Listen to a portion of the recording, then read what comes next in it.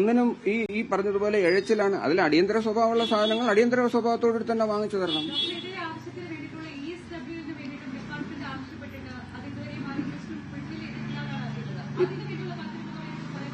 അതിനുള്ള കാത്തിരിപ്പ് 2023 മുതൽ കാത്തിരിക്കുകയാണ്. 2023 കഴിഞ്ഞ മെഷീൻ 2021 കമ്മീഷൻ ചെയ്ത മെഷീൻ 2023 വരെ ഞങ്ങൾ ചെയ്തതിനകത്ത് ഏകദേശം 3900 രോഗികളെയാണ് നമ്മൾ ഓപ്പറേഷൻ ചെയ്തത്. അപ്പോൾ എത്ര പേരുടെ ഓപ്പറേഷൻ അത് വെച്ച് നടക്കുന്നുണ്ടെന്ന് നിങ്ങൾ ആലോചിച്ച് നോക്കണം. അപ്പോൾ അത് 2023 മുതൽ ഈ വർഷം വരെ അത് മുടങ്ങിയിരിക്കുമ്പോൾ എത്ര പേർക്കാണ് അത് ചെയ്യാൻ പറ്റാതിരുന്നതെന്ന് നിങ്ങൾ ആലോചിച്ച് നോക്കൂ. ഇതിന്റെ അടിയന്തര സ്വഭാവം ഞാൻ ഇവരെ അറിയിച്ചതാണ്. ESWLയുടെ അടിയന്തര സ്വഭാവം ഞാൻ അറിയിച്ചതാണ്. അപ്പോൾ അതെന്റെ ഫയലുകൾ മൂവ് ചെയ്യുന്നുണ്ട്. അത് ഈ ഓഫീസുകളിലുള്ള എന്തോ പ്രശ്നമാണ്. ഈ ഓഫീസിൽ ഞങ്ങളുടെ ഓഫീസിൽ തന്നെ വന്നിട്ടുള്ള എന്തോ പ്രശ്നമാണ്. ഈ ഫയൽ എവിടെ നഷ്ടപ്പെടുകയോ എന്തോ രീതിയിൽ അത് പോവുകയോ ചെയ്തതിന്റെ അടിസ്ഥാനത്തിലാണ് അത് ESW പിന്നെയും താമസിക്കുന്നത്.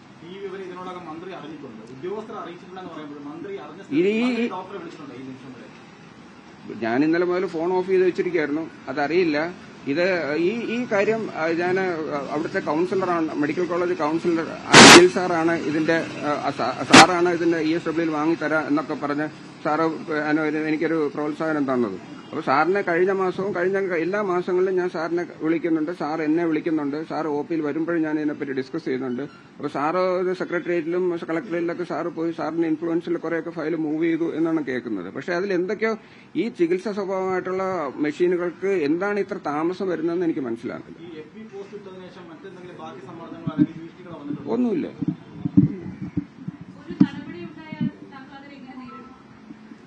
നടപടി ഇപ്പൊ ഞാനൊരു ഡോക്ടറാണ്, ഒരു ക്വാളിഫൈഡ് ഡോക്ടറാണ്. ഞാൻ മെറിറ്റ് അടിസ്ഥാനത്തിൽ MCH വരെ പഠിച്ച എനിക്ക് എന്തിനാണ് ഞാൻ ഭയക്കുന്നത്? ഞാനത് ഗവൺമെന്റ് സർവീസിൽ എന്റോടൊപ്പം ഉള്ളവരെല്ലാവരും ഗവൺമെന്റ് സർവീസ് വിട്ട് പ്രൈവറ്റിലൊക്കെ പോയി അവർ കോടീശ്വരന്മാരായപ്പോൾ ഞാനിപ്പോഴും ഈ കുടിച്ച വീട്ടിലാണ് താമസിക്കുന്നത്. എനിക്ക് പണമില്ല, എനിക്ക് പണം സമ്പാദിക്കാൻ ഇത് താല്പര്യമില്ലാഞ്ഞിട്ടല്ല. ഞാൻ ഗവൺമെന്റ് കോളേജുകളിൽ പഠിച്ചുകൊണ്ട് ഗവൺമെന്റിന് സർവീസ് കൊടുക്കണമെന്നുള്ളൊരു വിട്ടുവീഴ്ചയുടെ പുറത്താണ് ഞാൻ ജോലി ചെയ്യുന്നത്.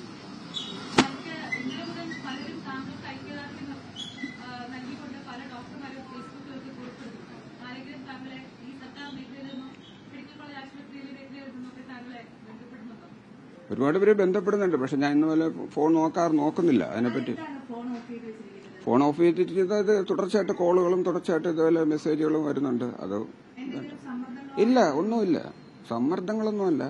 ഇങ്ങനെ വിളിച്ചുകൊണ്ടേയിരിക്കുന്നു. അപ്പോൾ ഇവിടെ വീട്ടിൽ പണി നടക്കുന്നു. ഞാൻ കൂടുതൽ സമയം അതിൻ്റെ അകത്ത് ശ്രദ്ധിച്ചിരിക്കുകയായിരിക്കും. അതുകൊണ്ട് നമുക്കങ്ങനെ കൂടുതൽ ഫോൺ എടുക്കാനോ അതിനെക്കുറിച്ച് സംസാരിക്കാനോ ഒരേ കാര്യം തന്നെ സംസാരിക്കണം. അതുകൊണ്ട് ഞാൻ ഫോൺ ഓഫ് ചെയ്തു. കൃത്യമായിട്ട് എന്ത് വിശദീകരണം ചോദിച്ചാലും അതിന് കൃത്യമായിട്ടുള്ള മറുപടി കിട്ടുന്നുണ്ട്. എല്ലാം രേഖകളുടെ എല്ലാ അന്വേഷണത്തോടും സഹകരിക്കും.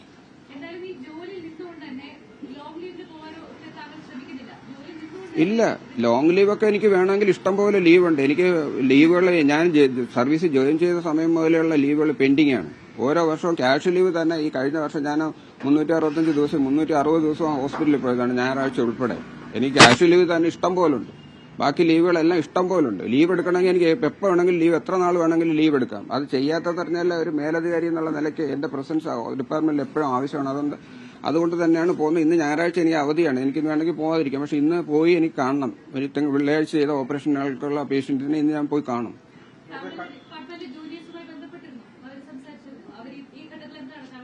അവരെല്ലാവരും ഇതിനെപ്പോലെ ഇതേ പ്രശ്നങ്ങളുണ്ടല്ലോ. ഇത് ഞാനല്ല, എന്റെ ഡിപ്പാർട്ട്മെന്റാണ് ഇതിന് സംസാരിക്കുന്നതെന്ന് കൂട്ടിക്കോളൂ.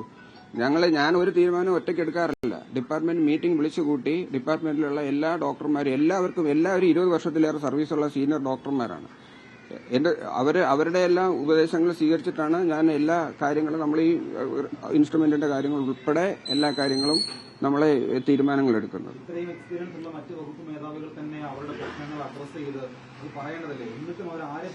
അത് ഞാൻ പല പ്രാവശ്യം KGM-CTA ഞങ്ങളുടെ സംഘടനയിലും ഒക്കെ ഞാൻ പറഞ്ഞതാണ്. നമ്മളിങ്ങനെ പ്രശ്നങ്ങൾ നമ്മൾ അധികാരികളെ അറിയിക്കണം.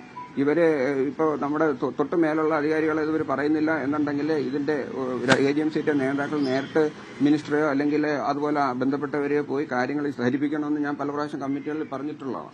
പക്ഷെ അത് എത്രത്തോളം നടന്നിട്ടുണ്ട് എന്ന് എനിക്കറിയില്ല. ഒരു വർഷത്തിലധികമായി പ്രശ്നമുണ്ട്. കഴിഞ്ഞ സാമ്പത്തിക വർഷം ഏറ്റവും കൂടുതൽ ഫണ്ട് ഉപയോഗിച്ചത് യൂറോളജി ഡിപ്പാർട്ട്മെന്റിലാണ് മെഡിക്കൽ സൂപ്രണ്ട് പറയുന്നത്. അപ്പോൾ അങ്ങനെ ഉപയോഗിച്ചിട്ടുണ്ടോ? ഫണ്ട് ഇത്രയും കിട്ടിയിട്ടുണ്ടോ? ഫണ്ട് ഉപയോഗിച്ചു എന്ന് പറഞ്ഞിട്ട് അവരെന്താണ് അത് ഉദ്ദേശിക്കുന്നതെന്ന് മനസ്സിലാകുന്നില്ല. ഈ ഫണ്ട് ഉപയോഗിച്ചു എന്ന് പറഞ്ഞാൽ അവര് ആവശ്യമുള്ള സാധനങ്ങൾ എത്തണ്ടേ?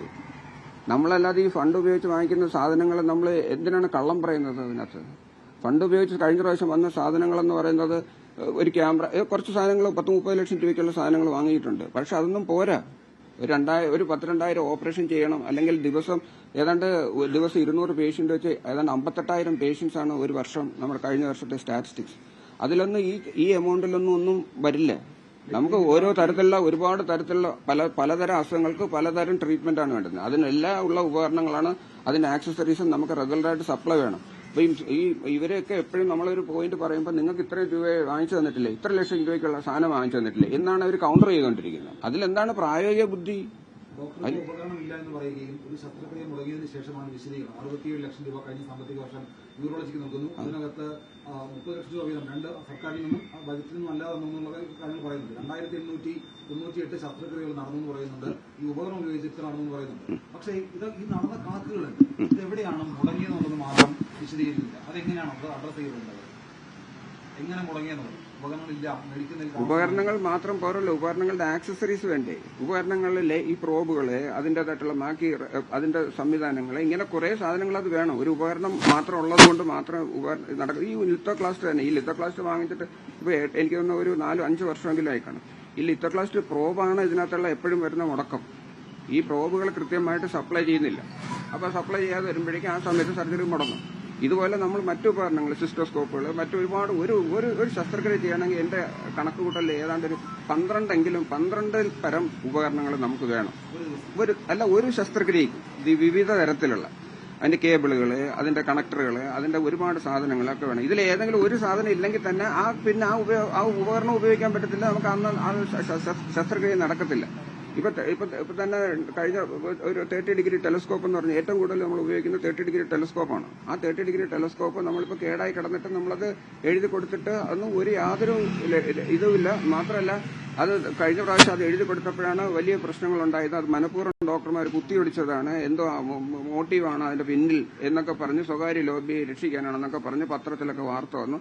ഇത് മനുഷ്യാവകാശ കമ്മീഷൻ അത് കേസ് ഏറ്റെടുത്തു. അങ്ങനെ വലിയ ഗുരുതരമായിട്ട് പ്രശ്നങ്ങളൊക്കെ ഉണ്ടാകും. നമ്മളൊരു ഉപകരണം ചോദിക്കുമ്പോൾ പോലും നമ്മളിങ്ങനെ അപഹസിക്കുകയും നമ്മളിങ്ങനെ കേസ് കൊടുക്കുകയും മോശക്കാരനാക്കുകയാണ് ചെയ്യുന്നത്. നമ്മൾ ഉപകരണം ചോദിക്കുമ്പോൾ അത് നമുക്കെന്തോ ആ കമ്മീഷൻ വാങ്ങിക്കാനാണ്, അതല്ലേ എന്തോ അല്ലെങ്കിൽ കുത്തിയൊടിച്ച് കളയണമെന്നൊക്കെ പറയുന്നതിനകത്ത് എന്താണ് അതിനകത്തുള്ള ഒരു കഴിഞ്ഞ പ്രാവശ്യം കൊടുത്തിരുന്നത് നിങ്ങളെല്ലാം പത്രത്തിൽ വായിച്ചാണ്. നിങ്ങളുടെ ഏതോ ഒരു പത്രത്തിലൊക്കെയാണ് അത് വന്നിരുന്നത്. അത് ആരാണ് കൊടുക്കുന്നതെന്നോ ഒന്നും അതിനകത്ത് ആക്ഷേപങ്ങൾ പത്രത്തിൽ ഇങ്ങനെ വന്നു. അത് ആരാണ് ആക്ഷേപം കൊടുത്തത് എന്ന് നമുക്കറിയില്ലല്ലോ. ആരോ ഒരു പത്ര റിപ്പോർട്ടാണ് എഴുതിയിരിക്കുന്നത്. അത് ആരാണ് ന്യൂസ് ഫീഡ് ചെയ്തെന്നറിയില്ല. അല്ല, ഇത് തന്നെയാണ് ചോദിക്കുന്നത്. ഇത് നമ്മളിപ്പോ ഉപകരണങ്ങൾ ചോദിക്കുമ്പോൾ അവർ പറയുന്നത് നമ്മൾ ഈ പത്രത്തിൽ നമ്മളെ അപഹസിക്കുകയല്ലേ. പിന്നെ നമ്മളിതും കൊണ്ട് ആരുടെ പോയി ചോദിക്കാൻ പോകുന്നില്ല. പത്രത്തിൽ ലോകം ഒരുപാട് അറിയല്ലേ. ഇതുപോലെ ഉപകരണം വാങ്ങിക്കാൻ വേണ്ടി, പുതിയ ഉപകരണം വാങ്ങിക്കാൻ വേണ്ടി കുത്തിയൊടിച്ച് കളയുന്നു, ഡോക്ടർ സ്വകാര്യ ആശുപത്രി സഹായിക്കുന്നു എന്നൊക്കെ പറഞ്ഞ് പത്ര റിപ്പോർട്ട് വന്നതല്ലേ. അതിന്റെ കട്ടിങ്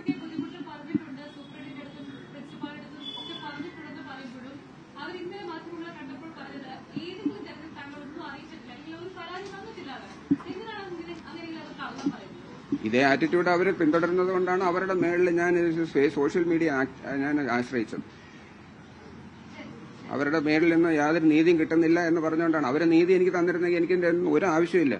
ഞാനൊരു ആവശ്യം പറയുമ്പോൾ പ്രിൻസിപ്പലോ സൂപ്രണ്ടോ കേട്ടിരുന്നെങ്കിൽ എനിക്കിതിന്റെ വേറെ ഇതുപോലെയുള്ള മാർഗങ്ങളിൽ പോകേണ്ട കാര്യമില്ല. സൂപ്രണ്ട് പ്രിൻസിപ്പലും ഒക്കെ അടക്കമുള്ള കാര്യങ്ങളും ആളുകളും മെഡിക്കൽ കോളേജിലെ പ്രതിസന്ധികൾ മറച്ചു വെക്കുവാണ്. പ്രിൻസിപ്പലിനെ ഞാൻ കുറ്റം പറയുന്നില്ല. കാരണം പ്രിൻസിപ്പൽ ഇപ്പോൾ പുതിയ ആളാണ്. അദ്ദേഹത്തിന് കാര്യങ്ങൾ ഇപ്പോൾ പഠിച്ചു വരുന്നതേ ഉള്ളൂ. ഇതിനു മുമ്പ് സൂപ്രണ്ട് കുറച്ച് നാളായിട്ടുള്ള ആളാണ്. അവർക്കൊക്കെ കാര്യങ്ങളൊക്കെ അറിയാം. ഇവിടെയുള്ള പ്രശ്നങ്ങളൊക്കെ അവർക്ക് അറിയാതിരിക്കുകയൊന്നുമില്ല. അവർക്കറിയാം. എന്നിട്ട് അവരിതുപോലെ നമ്മളെന്തെങ്കിലും കാര്യങ്ങൾ ഇപ്പം നിങ്ങൾ പറഞ്ഞല്ലോ, അവർ ഇത്ര ലക്ഷം രൂപയ്ക്ക് സാധനം വാങ്ങിച്ചു തന്നു, ഇത്ര ലക്ഷം രൂപയ്ക്ക് അവർ മുടക്കി എന്ന് പറയുമ്പോൾ അപ്പോൾ എന്താണ് പ്രശ്നം എന്നുള്ളത് അവർ ചോദിക്കണ്ടേ. എന്നിട്ട് എന്തുകൊണ്ടാണ് ഈ പ്രശ്നം വരുന്നതെന്ന് അവർ ഇന്ന് വരെ എൻ്റെ അടുത്ത് വന്ന് ചോദിച്ചിട്ടില്ല.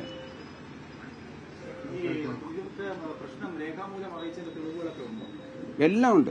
ആ രേഖകൾ ഉള്ളതുകൊണ്ടാണ് തന്നെയാണ് ഞാനിത് ശക്തമായിട്ട് പറയുന്നത്. ഇത് അയച്ച മിക്ക കോപ്പികളും എന്റെ കയ്യിലുണ്ട്. കാരണം ഇത് ഒന്ന് ഞാൻ തിരക്കുള്ള ഒരു വ്യക്തിയാണ്. ഞാനിത് ഓഫീസിലെ ചെയറിലിരുന്ന് ഒപ്പിട്ട് നടക്കുന്ന ആളല്ല. ഞാൻ രാവിലെ ഹോസ്പിറ്റലിൽ ചെന്നാൽ മുതൽ വൈകുന്നേരം 4 മണി വരെ 5 മണി വരെ, ചില സമയത്ത് 6 മണിയോ അതിന് രാത്രിയിലും തുടർച്ചയായിട്ട് ആശുപത്രി ജോലി ചെയ്യുന്ന വ്യക്തിയാണ്. ഒരുപാട് പേഷ്യൻസ് വരുന്നുണ്ട്, അവർക്ക് ഒരുപാട് തരം പ്രശ്നങ്ങളുണ്ട്. എന്റെ തലയിലെല്ലാം പലപ്പോഴും അത് തന്നെയായിരിക്കും. അതിന്റെ ഇടയ്ക്ക് കിട്ടുന്ന പിന്നെ അഡ്മിനിസ്ട്രേറ്റീവ് വർക്കും, പിന്നെ കൂടാതെ അക്കാഡമിക്സും പഠിപ്പിക്കണം, കൂടാതെ ഒരുപാട് ജോലികളുള്ളതാണ് ഡിപ്പാർട്ട്മെന്റിൽ. ഇതെല്ലാം വൈകുന്നേരം ക്ലാസ് ഉണ്ട്. ഇതെല്ലാം കഴിഞ്ഞതിന് ശേഷമേ എനിക്ക് അഡ്മിനിസ്ട്രേറ്റീവ് വർക്കിനുള്ള സമയം കിട്ടത്തുള്ളൂ. അപ്പോഴാണ് ഞാൻ രാത്രിയിലൊക്കെ ഇരുന്നാണ് പലപ്പോഴും ഇവിടെ ഇരുന്ന് ഇതിനകത്ത് ഇത്തരം റിക്വസ്റ്റുകളൊക്കെ പ്രിപ്പയർ ചെയ്ത് കൊടുക്കുന്നത്. അപ്പൊ ഈ സമയത്തിന്റെ കുറവുണ്ട്. ചിലപ്പോൾ നമ്മളിത് അവരെ വിശ്വസിച്ച് നമ്മൾ ആ കോപ്പി കൊടുക്കും. ചിലതിന് കോപ്പികൾ കാണത്തില്ല, ചിലത് നേരിട്ട് അവരെ കാണുമ്പോൾ പറയും. പിന്നെ ഒരുപാട് കമ്മിറ്റികളുണ്ട്, കമ്മിറ്റികളിൽ നമ്മൾ പോവും, അത് മിനിറ്റ് ആക്കും. പക്ഷെ മിനിറ്റിന്റെ പലപ്പോഴും കോപ്പി നമുക്ക് കിട്ടാറില്ല. ഇങ്ങനെ പല ഘട്ടങ്ങളിൽ നമ്മൾ അറിയിച്ചിട്ടുണ്ട്. പലതിന്റെയും എന്റെ കോപ്പി എന്റെ കയ്യിലുണ്ട്, ഭൂരിപക്ഷത്തിന്റെയും കോപ്പി എന്റെ കയ്യിലുണ്ട്.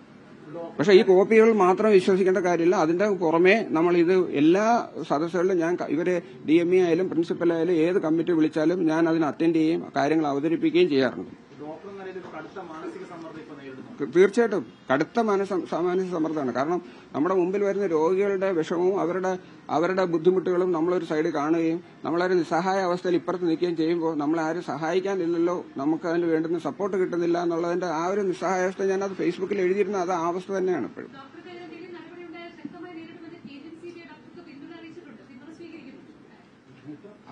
എന്റെ KGMCT നമ്മുടെ പേരന്റ് ഓർഗനൈസേഷനാണ്.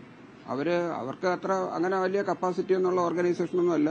എന്നാലും അവര് ഈ പറഞ്ഞതുപോലെ അവർ നമ്മൾ സപ്പോർട്ട് ചെയ്യുന്നുണ്ട്. എനിക്ക് അവരുടെ സപ്പോർട്ടൊന്നും അല്ല. എനിക്ക് പിന്നെ ഈ പറഞ്ഞതുപോലെ ഇത് ആരെ തോപ്പിക്കാനോ ആർക്ക് വേണ്ടി വെല്ലുവിളിയോ നമുക്ക് അതൊന്നുമല്ല. ഈ പ്രശ്നങ്ങൾ പരിഹരിച്ച് കിട്ടിയാൽ തന്നെ മതി. ഈ പ്രശ്നങ്ങൾ ഇന്നും എല്ലാ കാലത്തും ഇത് പരിഹരിച്ച് ജനങ്ങൾക്ക് വേണ്ടി ഇതിന് ഒരു നല്ല രീതിയിൽ ഇത് മുമ്പോട്ട് പോകണം. അത്ര മാത്രമേ എന്റെ ആവശ്യമുള്ളൂ.